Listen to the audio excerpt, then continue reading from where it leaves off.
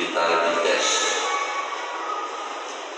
dan ketujuh orang tersebut hasil rapid test itu menunjukkan ada 2 orang yang reaktif dianggap sementara dari hasil rapid test tersebut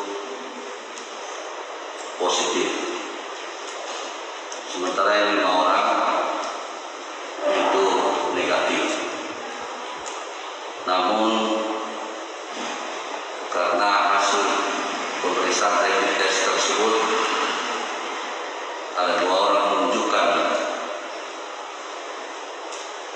reaktif dan diragukan hasilnya. Kenapa? Karena memang semua mereka itu, termasuk yang meninggal pun, itu demam berdarah dan penyakit malaria. Itu sudah jelas positif. Namun tetap kita tangani dengan baik, sehingga kita menugaskan lagi para dokter untuk meneliti yang 2 orang ini secara khusus sesuai dengan pemeriksaan COVID-19 atau virus corona,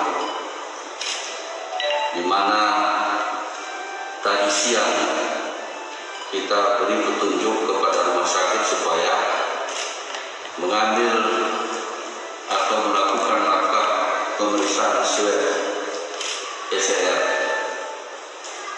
di mana kita tunggu hasil itu nanti apakah benar positif virus corona atau memang karena tinggi demam sebab demam berdarah atau malaria.